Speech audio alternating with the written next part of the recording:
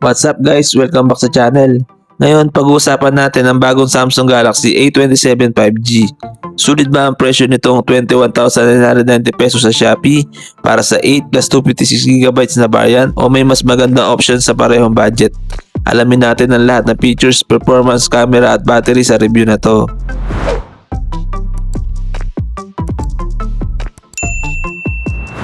Simulan natin sa design.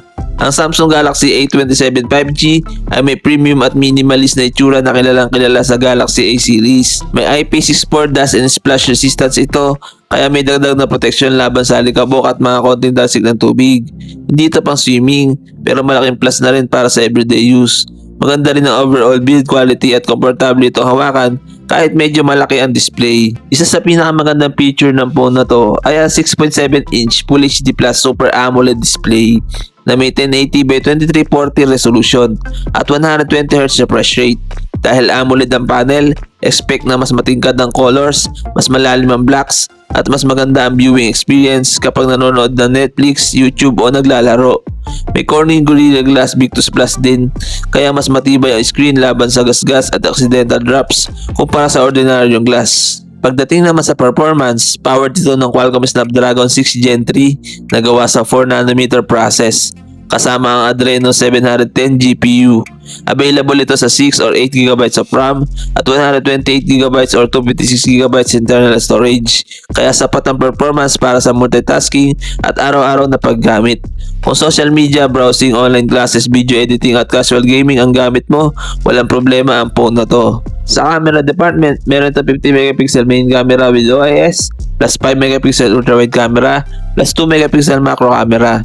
Maganda ang detalye ng mga larawan lalo na kapag maliwanag ang paligid dahil may optical image stabilization, mas stable ang photos at videos at mas nababawasan ng blur kapag gumagalaw ang kamay. Kaya rin ito mag-record ng hanggang 4K video at 30 frames per second, kaya malinaw ang quality ng videos. Sa harap, meron itong 12MP selfie camera na okay para sa selfies, video calls at paggawa ng content.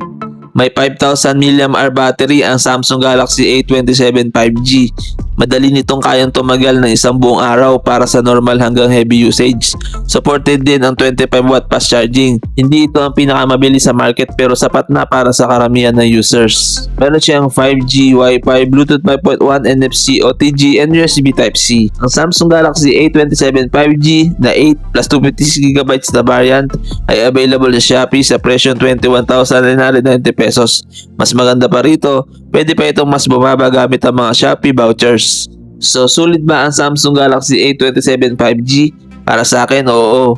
Kung priority mo ang magandang AMOLED display, matagal na software support, reliable Snapdragon processor, OIS camera, premium build quality, at trusted Samsung experience, isa ito sa mga solid choices sa mid-range segment. Hindi ito ang pinakamalakas para sa hardcore gaming, pero para sa everyday use, mahirap itong talunin. Kung nakatulong ang review na ito, huwag kalimutang i-like ang video, mag-subscribe sa channel, at i-click ang notification bell para hindi ma-miss ang mga susunod nating smartphone reviews. Maraming salamat sa panonood and see you sa next video.